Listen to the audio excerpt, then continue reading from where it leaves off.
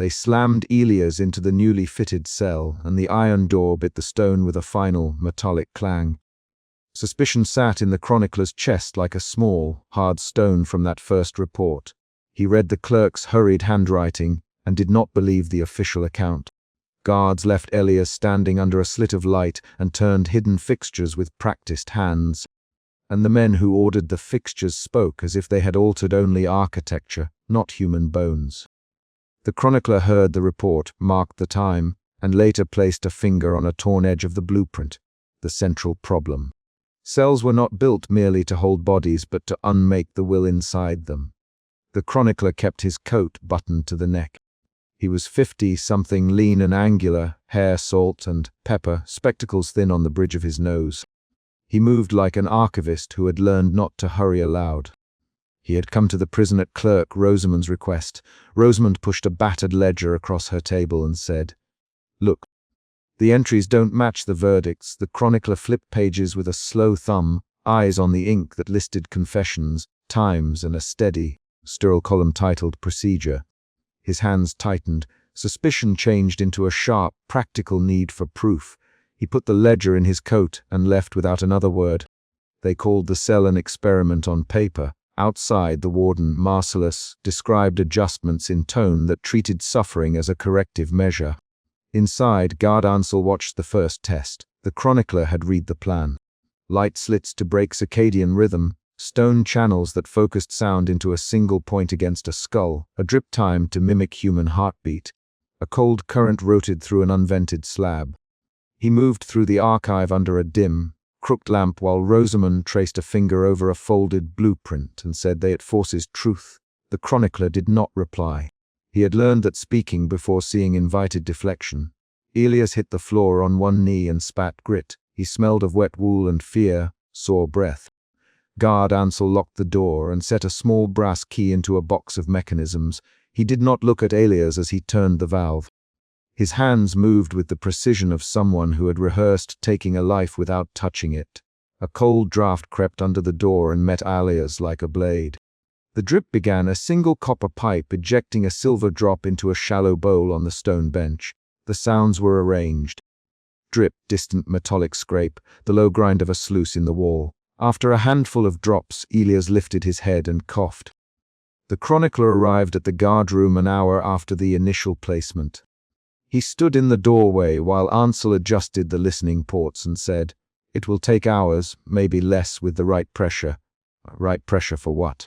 The chronicler. He kept his voice even. Measured pauses were his signature for a man to start telling you what you want. Ansel. Ansel's voice had a flatness to it, not casual, not cruel, just practiced. The chronicler watched Ansel's jaw work and felt suspicion turn into something colder. An appraisal that made him count the corroded screws on the listening plates and note how the metal had been filed until it fit a human ear perfectly. Rosamond had been the one to smuggle the ledger and the folded blueprint. She had small, quick hands and a mouth that kept rhythm in short sentences.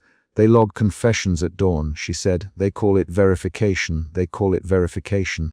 The chronicler repeated, testing the phrase. He recorded her facts into his notebook. Names, dates, times, the way entries omitted the intervals where the cells were altered. This was not conjecture. It was a ledger and a plan with a stamped signature of approval. When Rosamond pressed her palm flat against the torn paper, her knuckles were white. "They gave me 20 coins to forget," she said. "I could not." The chronicler wrote it down without comment and folded his coat tighter. Inside the cell, the drip speed increased by 1 notch. Elias pressed his palm to his temple and whispered a name he did not mean to. The listening hole carried that whisper into the guard room, where Ansel tilted a cup of water from his hand and listened, then set the cup down and said nothing. The drip was regular now. The cold pushed into Elias's joints. He wrapped both arms around his chest as if to keep the skin from cracking. The chronicler could not yet see Elias, only the reports and the sound when Rosamond described the man's first falter. Dread moved through the chronicler's body like an electric trimmer. His suspicion had become urgency. "Elias, answer me." Ansel without stepping inside, who put the ledger in the chapel. Elias cuffed. "I don't know," he rasped. A small, almost inaudible laugh came from the corridor, Marcellus walking the floor as if examining a harvest. I will not waste words on him. Marcellus Ansel, we need names. He is telling you, Warden, Ansel replied. He is telling you things you want to hear. Ansel's tone shifted. It was the first slip that showed a man balancing a conscience against a uniform. The chronicler noted the exchange in his notebook. A line of dialogue, the time, the alteration in Ansel's voice. He wrote to remember the moment Ansel first hesitated. A new document arrived that evening, an extra sheet tucked into the ledger, damp at its edge. The chronicler set it under a round glass weight and read. The page contained a protocol. Increase nightlight to 30 minutes every 4 hours, reduce food to 1 ration every 24, alter acoustics to amplify solitary sounds. Record the confessions and mark them with a stamp. Each item was technical, written with a scholar's neatness, which made it worse. It treated a human as a specimen to be calibrated. The chronicler's hands trembled once when he moved the sheet. A small, concrete reaction that made him breathe and steady with a practiced pause. His doubt, which had started as a hushed problem, turned into a cold assigned duty. He would prove this. He confronted architect Soren in the service corridor before dawn. Soren held measured posture, shoulders straight, a ruler in his pocket and a rolled plan under his arm. Soren, the chronicler, explained the listening plates. Soren's answer was technical and dry. They were to increase intelligibility. The architecture must speak so that truth may be recorded. Soren's words were correct and empty. Warden Marcellus stood with him and fixed the chronicler with a polite, closed expression. You are prying at our procedures, Marcellus. We keep order. The chronicler laid the blotter with the torn blueprint between them. He tapped a line of measurements and said, These are not measures of order. These are measures of collapse. The corridor smelled of stone dust and unwashed hands. The exchange made the air tighten with accusation. Soren's hands went to the rolled plan as if to cover it, and then released it. I designed rooms for contemplation. Soren. His words were fast now. We structured space to reduce noise. We layered temperature controls to slow metabolism during interrogation so speech became more likely. You designed a machine to break speech into a confession. The chronicler, his voice steady, you designed a machine to break a man until he names what you want. Soren's face changed, small, involuntary. He had the professional's vocabulary. The chronicler had no doubt Soren understood the human effect. Marcellus intervened. No more accusations in the corridor, he ordered. The conflict paused like a wound being pressed. Outside the cells, guard Ansel let his hands rest on the rail and watched Elias attempt to stand. Elias's knees failed him twice. He answered each question with a line that matched the ledger's entries. I saw Atheld there, Elias. I saw the ledger in the chapel. I signed nothing. The chronicler heard the recorded confession read aloud in a monotone by a clerk and later compared it to the ledger. Minor differences existed, an inserted name here, an omitted denial there, and those differences were not accidental. The chronicler noticed that the stamp bore the same date as the time Elias faltered. He felt anger move through him. A narrow, practical anger that sharpened his attention rather than loosened it. The home of the design, Soren's workshop, contained models, chisels, and a half-assembled listening box. The chronicler inspected the box and tapped a seam. The wood carried a resonance that made a hollow sound. He put his ear to the seam and heard the faint echo of a measured drip recorded at 5-second intervals. He did not say anything at first. Soren hovered and then, without pretense, explained. We tested with sound and light graphs. We plotted the exact interval that disorients. The human mind will look for pattern. Then it will try to fill blanks with narrative. The chronicler wrote down the numbers. He was careful to describe, not to moralize. The numbers themselves were indictment enough. Back at dawn, the cell's soundscapes changed. Elias's voice became a thread to be tugged. Ansel moved closer with a small cloth over his hands to avoid fingerprints on the listening plate. Name Athard again. Ansel. Elias's throat worked. Athard was there, he said. Athard had the ledger each time Elias spoke. A clerk recorded the words and later transferred them into the ledger under a column that removed context. The chronicler watched the clerk's hands copy with the deliberate slowness of a scribe and then stamp. He saw the stamp hit the page with finality. He saw the man's face when he stamped. It had no expression but the practiced relief of a man finishing a task. Confrontation came at the cell threshold. Elias stumbled out, muffled and thin, and Ansel tried to put a hand on his shoulder to steady him. Elias shoved the hand away and shouted the name of a man the corrupt used when they needed a scapegoat. Ansel's fingers tightened. For the first time Ansel spoke a name he had never said before, merciless. He breathed, as much accusation as confession. The chronicler stepped forward and said, "Ansel, tell me what you saw." Ansel's eyes flicked to Marcellus and to the blueprint. His hesitation turned to action. He reached into his tunic and extracted a small scrap of paper, the torn corner the chronicler had hoped for. "I dropped it, Ansel." That small admission changed the balance in the room. A scuffle happened quick and ugly. Marcellus barked an order to remove Elias, and the guards responded. Hands grabbed at cloth and metal.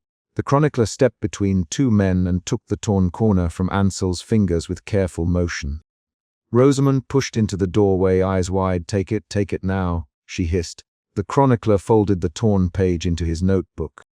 He felt the paper's dampness and the rough edge against his palm. The argument continued. Marcellus demanded silence and removal of the prisoner. Ansel argued in clipped lines. Elias swore and tried to name faces he could not place. The chronicler wrote dialogue as it happened, marking each line with a time and a breath. The torn corner contained a diagram no larger than a palm and a single stamped number. It was a fragment but matched the ledger's margins. The chronicler pressed the fragment flat with his watch chain and added an entrance to the archive log, evidence preserved. He could not stop the guards from dragging Elias away, but he could preserve what remained. The moment became a hinge. Ansel's hesitation, Rosamond's disclosure, the torn paper sliding into the chronicler's pocket. Ansel's admission had been small. It was enough to tilt suspicion into something concrete. After the scuffle, the chronicler returned to his study. He closed the door, placed the ledger on the desk, and began to read aloud to himself in measured, quiet lines. Elias faltered at 20, 6 minutes past 3. Confession recorded at 4:02. He punctuated each line with a small pause and underlined timestamps. He recorded not feelings but facts. The times, the valve settings, the name stamps. His methodical work was an act of resistance. His measured voice held no flourish. He made a copy of the torn fragment on a separate sheet and hid the original inside his notebook under a leather flap. His doubt had become proof. His proof would become exposure or ruin. A mid-chapter turn arrived when a clerk, one of the men who had stamped the ledger, slipped a folded note beneath the archive door. The chronicler opened it with gloves and read. They fix confessions inside the cell. They mark the men we cannot control. The note named someone the chronicler had once believed incorruptible. He felt surprise, sharp, destabilizing, and then a new, faster motion of calculation. He set the note next to the torn fragment and realized the pattern extended beyond Elias. This new reveal forced him to make a decision before he had all he wanted. Publish now with partial proof, or wait and risk the paper disappearing. He arranged a confrontation that afternoon and forced Soren and Marcellus into a corner of the archive under the pretense of academic review. The dialogue became rapid. The chronicler pushed questions with clipped lines. Why is there a heat duct at 64 degrees? Why are the slits angled to induce vertigo? Why stamp confessions with a single approval number? Soren offered technical answers, Marcellus offered policy. The chronicler kept returning to the ledger. Between them, the argument moved in 3 to 6 quick exchanges with names repeated to mark who spoke. Soren, did you test on men? The chronicler, yes. Soren, Marcellus, did you authorize the procedure? I did. Marcellus. The room held each answer like a coin in a palm. When Elias finally broke and spoke the name that the ledger repeated, the intensity in the guardroom peaked. The chronicler watched the man stumble with a quiet, almost clinical attention. He recorded Elias's physical reactions. One shoulder going higher, a trembling of the left hand, a throat clearing between phrases. He avoided language like collapsed and instead described the concrete sequence of actions. Elias stopped, breathed 3 times, clutched the bench, then spat a name. The recorded confession moved into the ledger at the clerk's hand and the stamp hit the page. The chronicler felt the climax as a cold, factual thing. A man broken, a confession taken, a stamp affixed. Afterward, the guards dragged Elias toward the removal gate. Ansel put both hands on the man's shoulder and, for the first time, met the chronicler's eyes. "You will publish this?" he asked. The chronicler folded his notebook closed and said, "I will record it honestly." Ansel's face crumpled for a second. Rosamond stood at the arch and said, "Do not let them erase this page." The chronicler tucked the original torn fragment into an inner pocket and buttoned his coat. That was his concrete decision. He did not celebrate, he did not make speeches. He wrote a final line at the bottom of his record. Confessions acquired under engineered conditions. Source documents preserved in original form. He slid the notebook into his desk and turned the key. The last paragraph is not sentiment but action. The chronicler sealed an envelope with a copy of the ledger and the fragment. He marked the recipient across town who would accept such evidence. And he left by the side gate with the paper under his arm. The chapter ends on that movement. The chronicler stepping into morning light, the torn corner safe in his coat, and the decision to expose the architecture of coercion made visible by a single sealed envelope. The torn blueprint remained a small, physical thing in his hand as he left. The chronicler felt his suspicion transform twice in that day, first into urgency at the ledger, then into a focused resolve when he secured the fragment. Those shifts showed in his actions, rapid questions, careful copying, hiding a paper rather than watching it burn.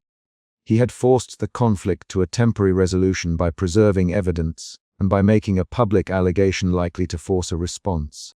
The chapter resolves its immediate conflict. The cell's methods are documented, a confession is shown to be coerced, and the chronicler has created a trail that cannot be erased without notice. The final beat is the chronicler closing his notebook over the paper and slipping a key into his palm as he walks away, leaving the prison gates behind and carrying the proof that will topple a quiet machinery of coercion. The chronicler's next steps would be exposure or reprisal. The ledger and the torn fragment meant both. He moved down the street with his shoulders straight, the leather of his coat creaking softly, and the sound of the city swallowing his footfalls as if nothing had happened. He kept his pace even, measured, and with the fragment protected in his pocket, he walked to the person he trusted to publish with care. The episode closed on a concrete action rather than a speech. He passed the envelope across a table, the other man slid it into a pouch, and the sound of a button snapping shut confirmed the transmission of evidence. The final line of the chapter is a single motion, an envelope sealed, and not an abstract claim about destiny or fate.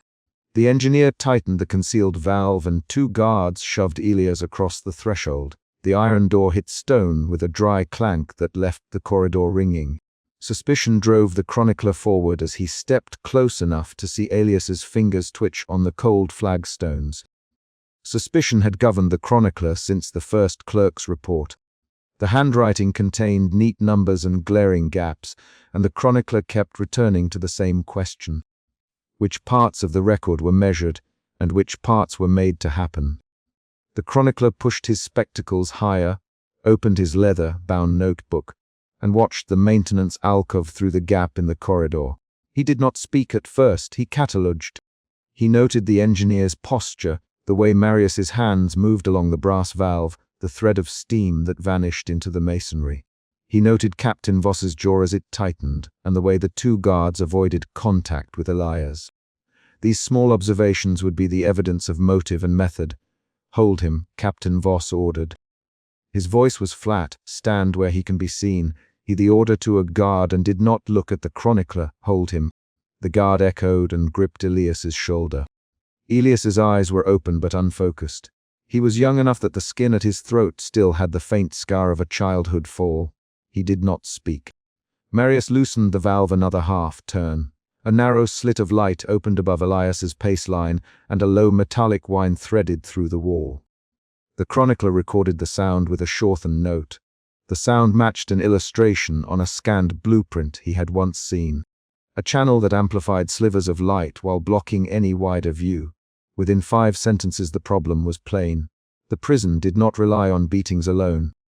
The prison used architecture. The central conflict of the night was clear. Officials had converted a cell into an instrument to force confession by altering light, temperature, and sound. The chronicler's task became immediate. Measure the method, expose the use, preserve proof. They moved through the corridor in a small, mechanical procession. Marius led the chronicler and Captain Voss into a shallow control alcove while the guards kept Elias standing in the cell mouth. The alcove smelled of oil and damp mortar. Marius's hands were steady when he demonstrated. Watch the slit, Marius, and he widened the opening fractionally. Listen to the chamber. He tapped a small brass plate. It echoes at a different pitch depending on who speaks. We tune it to the voice we need. His voice was technical. He did not look at Elias. Why tune it at all? Sister Anna demanded from the corridor where she had appeared with a candle and a rosary in her hand. Her shoes scuffed the stone. You make people hear things they did not mean to hear.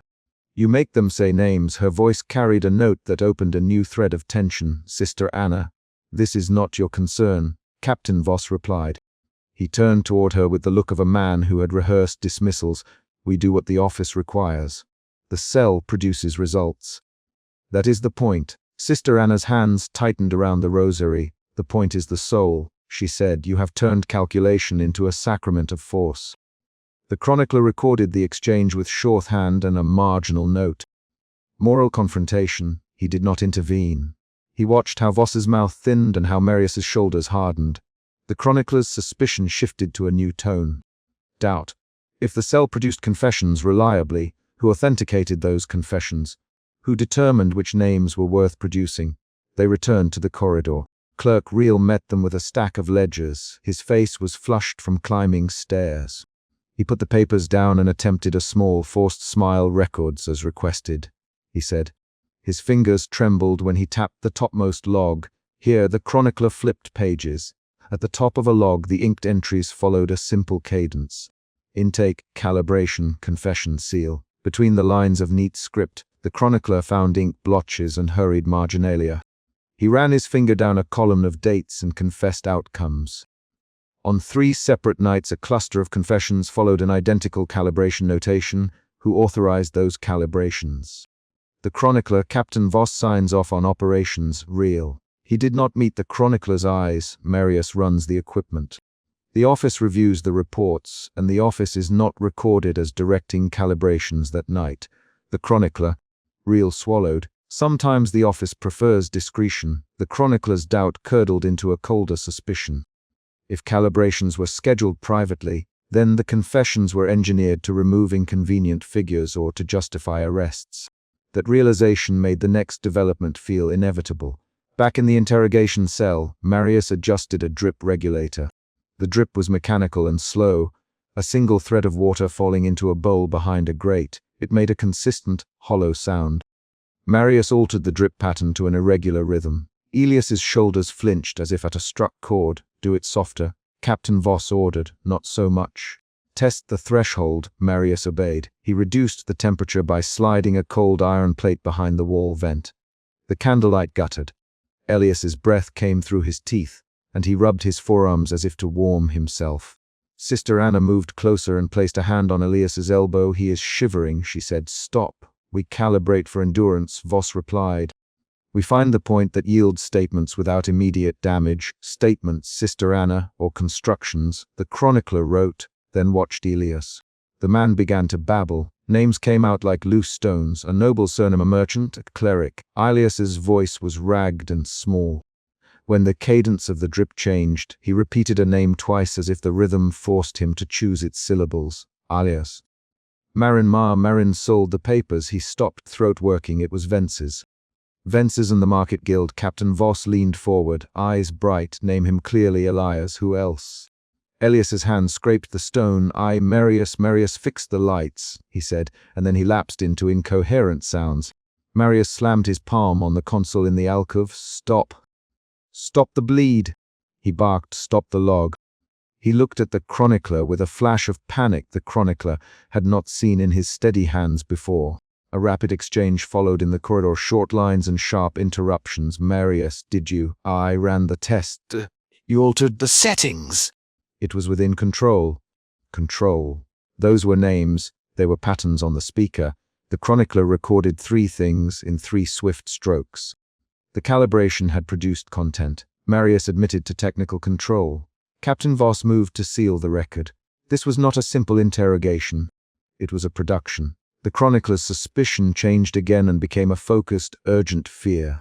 If confessions were curated to build cases, then the jailhouse had become a tool for political removal. Captain Voss snapped an order. Guards moved to collect the ledgers. Clerk Real tried to block them with a hand across the papers. "You cannot, those belong to the archive," he protested. Voss's response was physical. He shoved Real aside. "Seal everything," he said. "No one leaves with records. No one speaks of tonight." Sister Anna fell back against the corridor wall. Her breath came shallow. The chronicler watched her face redden and then go white. She pressed her rosary so tight her knuckles whitened.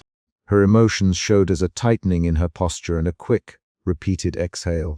In the antechamber, Marius pounded the console and then collapsed onto a wooden stool. "We cannot have this exposed," he muttered to Captain Voss. "If the office finds out the sequence," Captain Voss leaned in, "then we frame it as necessity. We say the confessions came after lawful measures. We present logs that match. We control the seal." The chronicler watched each face and wrote down the plan with exactness. He recorded the words that would be used to reshape events.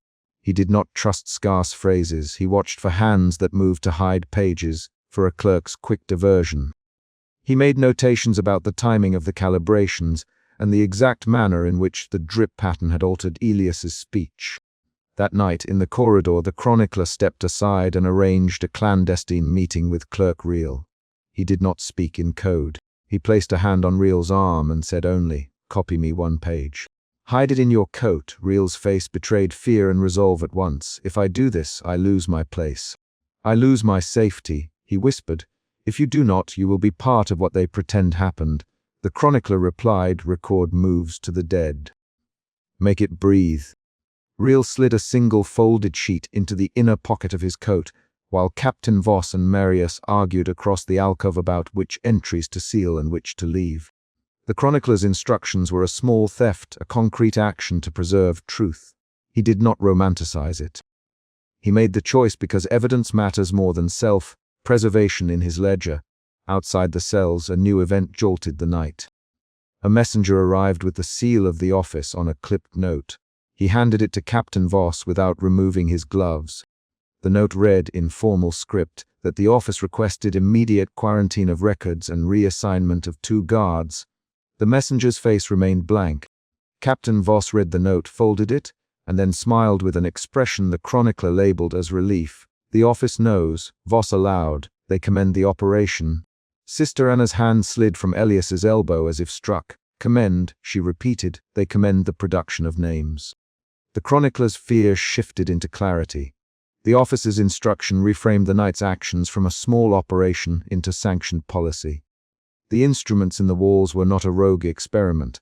They were a method in active use. The scale of culpability expanded. The chronic pattern in the logs that had once been a possible anomaly was now a policy trace. The next moments condensed into mechanical motion. Marius packed away parts of the control rig. Captain Voss ordered the guards to move Elias to a holding cell for processing. Clerk Real retrieved his ledgers and attempted to tuck the single folded sheet into a stack destined for removal. Sister Anna demanded to accompany Elias. A guard barred her path. "Sister Anna." Captain Voss, his tone flat and final, "No interference." She did not reply directly. Instead, she stepped close to Elias, pressed her rosary into his palm, and said in a voice that did not try to persuade the men who stood around, "Remember your name." Elias looked at the beads and then at the chronicler. There was a small, honest flash of seeing before his eyes rolled and he was led away. On the stairs, a surprise occurred. A junior guard paused and turned. "Captain, a man at the gate demands to speak with you. He bears a document." The guard's voice held a note of unease. Captain Voss hesitated a fraction. That pause was enough. The chronicler moved. He had no legal power to seize anything. He had a pen and a copy of an earlier blueprint. He had Real's single folded page hidden in the clerk's coat. He also had the will to make a record live beyond that corridor. In a narrow archway, under a barrel of damp air, he slipped the folded page into his own coat. Clerk Real met his eyes and nodded a single time. The nod said, "Preserve." Back in the corridor, Captain Voss returned with the messenger and took the sealed note with a clerical air. He did not yet know that a single sheet of paper, now in the chronicler's possession, would change how the next day's hearings unfolded. The chronicler's hand circled a phrase in the stolen sheet. Calibration produced confessions matching required targets. The phrase read like a verdict in technical language. The chapter's climax pulsed when Elias, already processed, began to speak names again in the processing chamber as officials prepared the official record. The chronicler lingered near the door long enough to hear a single exchange. "Who you to name, Vences?" a clerk asked, sharply. Elias's breath rattled. "They light. Drip," said Vences. He answered in fragments. That single phrase, spoken in a processing room, was the proof the chronicler needed. It tied a manufactured behavior to the final record. It tied a pattern in the logs to a human voice in the archive. It proved manipulation rather than revelation. Afterward, Captain Voss ordered the records sealed and set a watch. He spoke to the room in an even voice. "All logs go to the office. No copies leave. The night's measures were necessary. The matter is closed." Sister Anna sank onto a stone bench and hid her face in her hands. Marius paced and then stopped by the alcove, gripping the marble as if to steady himself. Clerk Reel walked away with a gait that had learned to keep its head down. The chronicler stepped into a shadowed archway and made the choice the story demanded. He copied the hidden sentence into his notebook, verified the notation against the folded sheet in his coat, and tucked the original back into its hiding place. He did not speak. He felt the urgency of preservation as a cold, definite drive rather than a rhetorical posture. He acted because action could prevent a lie from becoming law. The final scene of the chapter was small and concrete. A night bell chimed from the chapel as Sister Anna rose and crossed herself. Captain Voss locked the outer gate with deliberate care. Marius carried a dismantled regulator in both hands as he moved toward the maintenance rooms. Clerk Reel paused at the bend, placed a palm against his chest where his coat hid a folded paper, and walked on. The chronicler closed his notebook, slipped the copied sentence into the margin of his ledger, and then, with measured steps, left the administration wing. He moved with a purpose that matched the emotion that had guided him since the first entry. Suspicion made action. His fear had sharpened into clarity, and that clarity led to preservation. A single exchange followed him down the stone stairs. A guard's hushed question, "What will you do with it?" The chronicler did not answer aloud. He put his hand in his pocket and felt the original folded sheet against his palm. He felt the scrape of rough paper and the cold of ink. He folded his coat tighter and descended into the night where the rain had begun to fall. A small smear of water darkened the pavement where he stepped. He did not look back. Outside, two things happened at once. The messenger departed without comment. A carriage passed with a pair of men whose faces the chronicler had seen in a sealed report. The coincidence did not feel like chance. It felt like the machinery of power moving its parts. The chronicler tucked the ledger under his arm and walked away from the prison with the knowledge that the cell would be used again. He also had what would be necessary to test the official narrative. He would not yet publish. He would not yet accuse. He would preserve and compare. He had a single sheet, a copied line, and the sound of Elias's name still ringing in his ears. The chapter ends on a concrete beat. Clerk Reel, alone, unbuttons his coat in the shadow of a stone arch and slides the folded sheet into a seam in the masonry where it will wait for a later hand. The chronicler watches from a distance until Reel moves on. Then the chronicler makes his own choice. He crosses the street, enters a stable alley, and drops the ledger into a locked chest behind a loose flagstone. The door of the chest clicked shut. A single raindrop hit the flagstone. The night continued its work of making citizens and records, but the chronicler had done what he could to keep the truth from vanishing under seals and office decrees. A small cliffhanger remains in the registrar's folding sentence. The office's seal promised commendation, not investigation, and the chronicler now carries evidence that will be read by the wrong and the right hands alike. The next chapter will reveal which hands move first. They dragged Elias from the cell with a rope at his wrists and set him on the bench in the antechamber. Suspicion tightened the chronicler's hands around his notebook as he watched Elias's eyes track the table where a single sheet lay ready. The chronicler had read files that claimed confessions arrived whole. His suspicion told him otherwise. The guards left Elias standing under the slit of light and closed the door with a practiced shove that made the stone ring. That sound announced the central problem. This prison did not merely hold men. It shaped them until they spoke. The chronicler stepped forward without asking. He kept his voice level. "Martin, leave the man," he said. "I will record what happens." Headguard Martin hesitated, and then moved back 2 steps, glancing at the iron door. Suspicion moved into measured inquiry. The chronicler wanted facts he could file. He wanted to prove design over rumor. Elias sat with his shoulders hunched and his shirt damp at the collar. His lips mouthed syllables that were half words and half breaths. A beetle scraped behind the bench. The chronicler noticed the scrape and wrote the noise into his ledger. Small details accumulated into proof. He watched Elias's hands. They trembled with a tired, mechanical shake, not the quiver of surprise but the stutter of a body taut by repeated pressure. Martin touched the parchment with a gloved finger and pushed it toward Elias. "Sign. Now, Martin." His voice carried the thin, flat tone of orders that make later excuses easier. Elias looked at the inked folds, then at the chronicler. "I can't, Elias," but the sentence dissolved into a throat-broken sound. The chronicler recorded that failure, the gap between intention and speech, as evidence of the cell's work. They had put the sheet down where the candle's light would fall directly on the paper and nowhere else. The chronicler traced the placement with his eyes. The setting directed attention. It narrowed a man's field of vision until small cues became entire worlds. He remembered the clerk's hurried handwriting from the earlier ledger, a short entry that claimed a voluntary statement. The chronicler had not believed that entry then.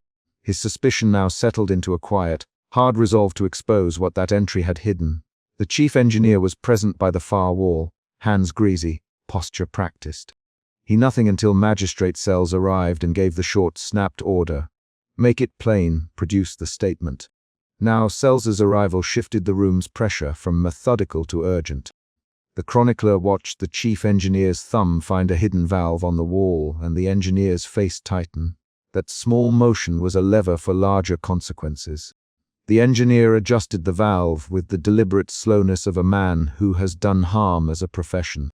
The chronicler counted the turns and recorded them. "What does this do?" The chronicler. The engineer answered without looking up. "It returns the cell to its cycle.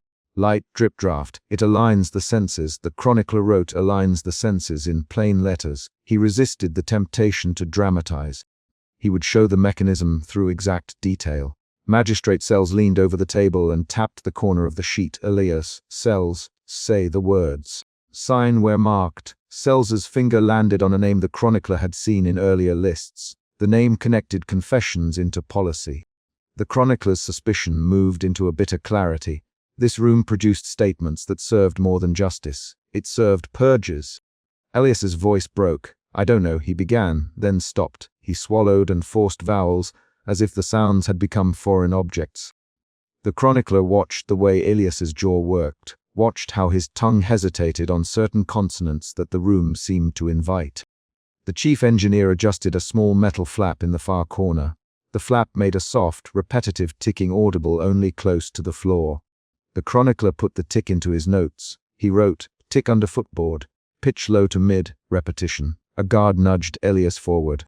He moved as if pulled by an invisible string. The chronicler observed the head tilt, the angle of the eyes, the way Elias's fingers tightened around the pen when finally given. He had seen men sign things in the archive before. This was different. This signature came with a stream of extracted names and details. Elias named people he had never met. He named places he had never seen. Each name fell out like coinage from a slot the room held open. "Name them." Magistrate Cells, everyone who conspired. Cells's voice left no room for doubt. Elias's mouth worked. Then a list spilled, halting and then steady. Carrick, brother Anders.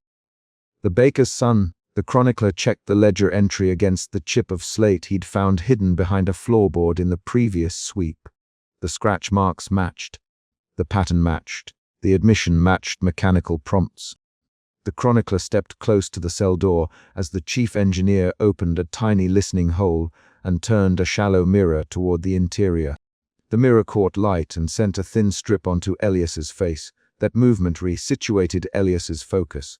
The chronicler made the mirror align in his notes. Mirror slit directed light. Eyes follow. Voice stabilizes. He watched Elias's breathing quicken until a thin sweat glowed on the upper lip. The chronicler wrote without comment. Each observation tightened his case.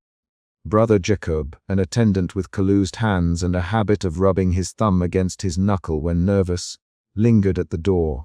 He had appeared in earlier lists as a sympathetic presence. "This is wrong," Jacob softly, "you know it is wrong."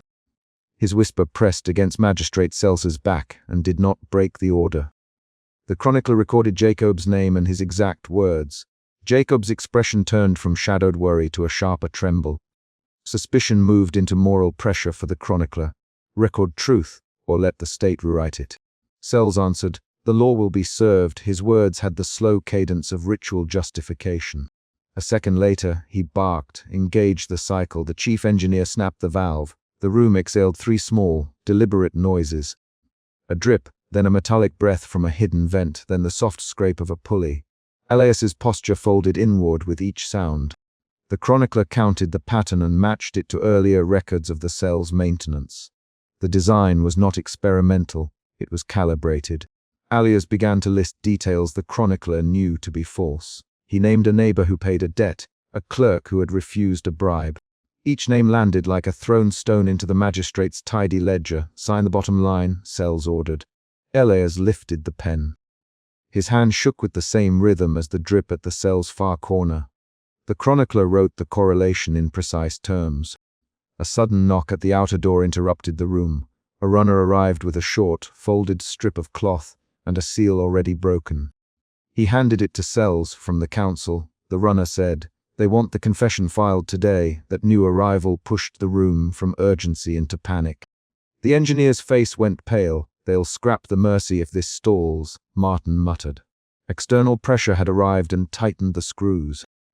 The chronicler noted the runner's timing and the seal's imprint.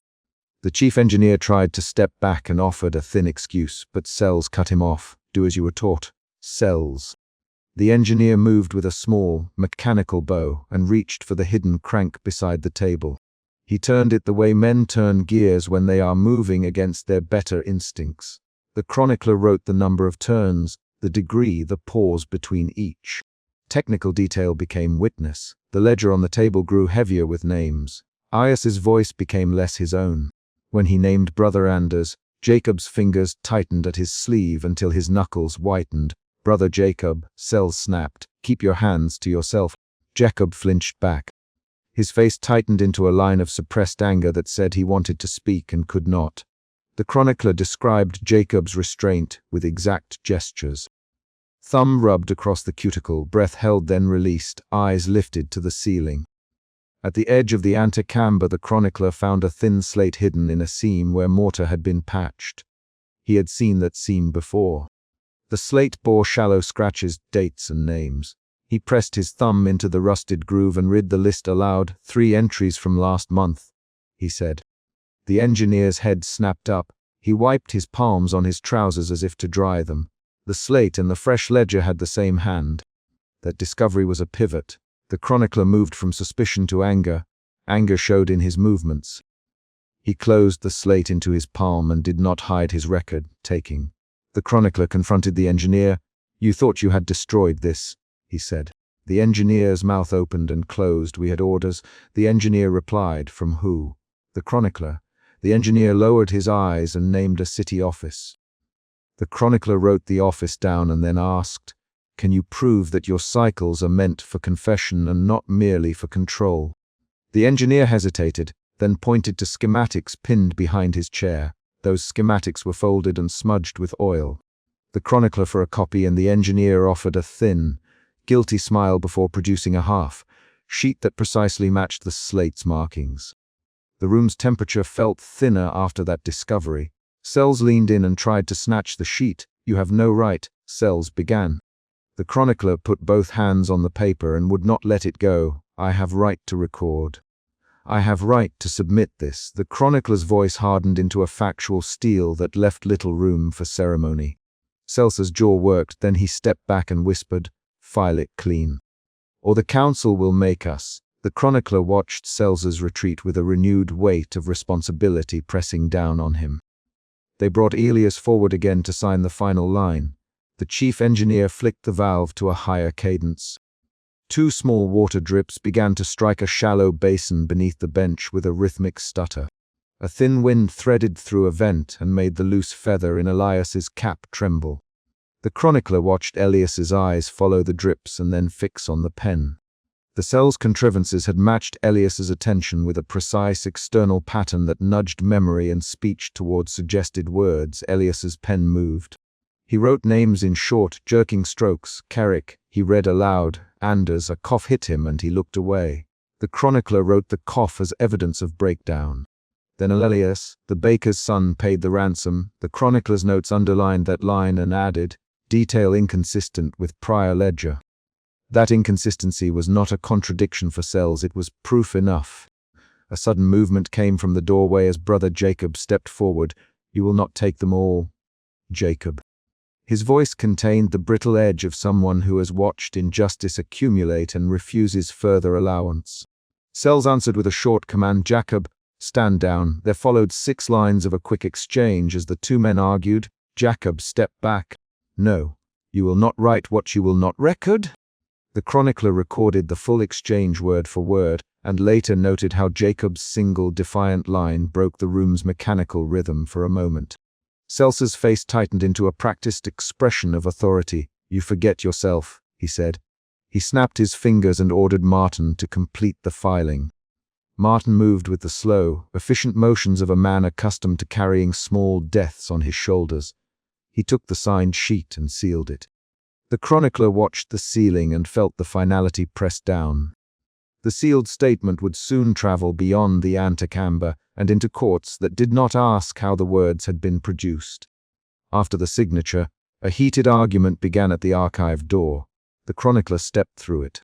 Sells closed ranks with the engineer. We cannot let private records leak, Sells. The chronicler answered, not if the private records are the only witness at all. Brother Jacob interjected, you are choosing a lie over a man's life. The chronicler watched as each sentence recalibrated the actors. The engineer fidgeted and then, with a small defeat in his posture, admitted to keeping the slate. The chronicler made his choice visible. He took the original ledger and made a careful copy, writing slowly and deliberately so his hand would not blur into the state's sanitized version. He wrote exact notations of the valve settings, the drip cadence, the mirror slit position, and the sequence of external pressures. Every technical detail became an act of witness when he recorded it. When Sells demanded the original ledger, the chronicler handed over a clean, sanitized page and kept the annotated original folded against his chest. Magistrate Sells noticed the hesitation and stepped forward. You will not hide evidence, Sells. The chronicler replied, I will record the truth and submit it to the proper record. That is my duty. Sells' mouth opened to protest and then closed. He glanced at Brother Jacob, who stood like a man who had just risked everything for a single truth. The chronicler noted Jacob's stance. Feet planted, shoulders squared, jaw set. Jacob's visible decisions had changed the course of the room. Outside the archive, rain began to fall in a steady, small percussion against the courtyard stones. The chronicler carried the annotated ledger toward the archivist's table with the deliberate pace of a man moving through a ritual. He set the entry down and began to write his formal account beside the sanitized form. His pen moved across the page with a taut, purposeful rhythm that matched his resolve. Document the machine, name the men, preserve the slate. Inside, the engineer paced, and then begged for leniency in a quiet, fact-driven voice. We served orders. We believed we were preventing disorder. The chronicler wrote that plea verbatim. It mattered. The engineer's words supplied motive. Sells countered with the language of duty. Orders come from the council. We keep the city stable. The chronicler recorded both claims. The tension now shifted into moral accounting. Who would be held responsible for systems rather than single acts? The chronicler's hand slipped for the only time when he wrote Elias's name in the margins. The shake was small. He then steadied himself and wrote with renewed control. He folded the annotated ledger and slipped it into a slim leather sleeve. He could have taken it and fled. He could have made the slate public in the square. He instead chose a subtler form of resistance. He tucked a marginal note onto the sanitized file he would submit, a cipher only a careful reader would find. The note would not stop the council, but it might point a future investigator to the ledger hidden behind a mortar seam. The archivist took the sanitized file with a neutral nod. Everything in order. the archivist said, because the archivist's job was to believe order when presented. The chronicler watched the exchange and let his expression be the only contradiction. Then he did what he had planned. He opened the archivist's desk at a moment when the archivist bent to fetch a stamp and slipped the original annotated ledger into a secret compartment he himself had once been shown as an apprentice. Brother Jacob watched the chronicler with narrowed eyes. "You are risking a lot, Jacob." The chronicler looked at Jacob and then at the wet stone that had caught the candlelight. "I am risking the ledger, not the lives of the men still in the cell," the chronicler answered. Jacob's face softened for a breath. "Then make it count, Jacob." The chronicler kept his shoulders level and left without further words. Dawn diluted the night in thin grey. The chronicler walked back to the yard where Elias had been led. Elias was gone from the bench. The chronicler felt the remaining silence in the stone more keenly now, like the pause after a mechanism stops. He went to the cell and lifted the flagstone that hid the slate. The slate had been shifted but not removed. Someone had tampered with the concealment but had not expelled the record. The chronicler pocketed the slate as additional proof. He returned to his table to complete his formal entry. He wrote precise times. When the valve moved, how many drips per minute, what the mirror slit measured in inches, which names had been suggested at which prompt. He made no grand statements. He described the physical sequence that collapsed a man's agency into a sentence. His emotion shifted again from anger to a careful sorrow that showed in his slow handwriting and in the way he paused between lines. When he finished, he folded the annotated ledger into the leather sleeve and placed it into the hidden niche beneath the archivist's table. He then sealed the sanitized file with the approved stamp and set it on the shelf for official processing. The chronicler had recorded both versions. The state record and the record that proved the state's hand. He had chosen to bury truth where a patient pursuer might find it later.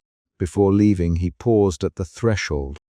Brother Jacob stepped through and handed him a small iron key, damp from his palm. "Keep it safe, Jacob. People forget what a key can open." The chronicler took the key and felt its cold bite. He placed the key in his pocket and then dropped it, deliberately onto the rain-darkened stone outside the archive. The key struck the stone and rolled once before coming to rest in a small puddle that reflected a single candle flame. The chronicler left the antechamber with his ledger sealed in two contradictory forms and a slate hidden in his sleeve. He had moved from suspicion to proof, from recording to concealment, and finally to a guarded hope that the ledger would outlive the department that had corrupted it. He had not rescued Elias. Elias's fate now depended on the councils the chronicler could not control. He had, however, created a small mechanism of his own. A record that might, in time, open the right lock. Rain washed the courtyard. The key glinted once and then lay mute. The chronicler walked into the grey of morning with his hands empty except for a pen and a small leather sleeve. He had done what he could within a system built to silence truth. He had written the machine down, and in his writing he had refused to let it claim absolute victory. He closed the door behind him and carried the sound of the last drip into the light. The ledger in the archive waited on its shelf. The hidden niche held the annotated truth. The slate remained tucked against the chronicler's chest as he departed. Brother Jacob stayed a moment longer, watching the cell. He whispered a prayer and then turned to fetch clean linens for the infirmary, a practical gesture that marked his refusal to stand idle. At the table, Sells shut his eyes and then opened them to a rolled schedule. He issued orders that would scrape the edges of rumor into shape. The engineer busied himself making small repairs, as if mending metal might silence the conscience that refused to sleep. Martin walked the corridor and checked each iron latch with the efficiency of habit. Each man performed the actions their roles required, and the chronicler recorded those actions as evidence of system, rather than singular villainy. The last line the chronicler wrote before he left was short and concrete. Slit mirror reposition to 3 degrees toward bench. Valve set to 11 turns. Drip interval, 2 seconds, confirmed slate behind mortar. Ledger annotated and concealed, he signed with his name, and then added a tiny cipher in the margin that matched the one on the slate. The cipher was an invitation for an investigator who would know to look. When he stepped outside, the small iron key still lay in the puddle, catching a thin coin of light. The chronicler bent and let it slip through his fingers once more before he turned away. The sound of the key against stone was faint and precise. It matched the sound of pens on paper. It matched the small, stubborn mechanics that sometimes turn truth into action. The final action of the night was simple and concrete. The chronicler returned the sanitized ledger to the shelves, slid the annotated copy into the hidden niche, and dropped the key onto the wet stone where it caught the light and then fell mute. The ledger would sit beneath official stamps and public rumors. The slate would mark dates and scraped names. The chronicler had performed a small, deliberate betrayal of the archive's cleanliness in order to preserve a harsher truth. In the pale morning, the chronicler closed his notebook, pocketed the slate, and walked away. The rain softened to a hush. The key remained on the stone, catching the last glint of a candle before the world settled into routine. The chronicler's choice had been to witness and to hide. That choice would either outlive the men who built the cell, or it would be swallowed by the same mechanisms he'd recorded. He could not know.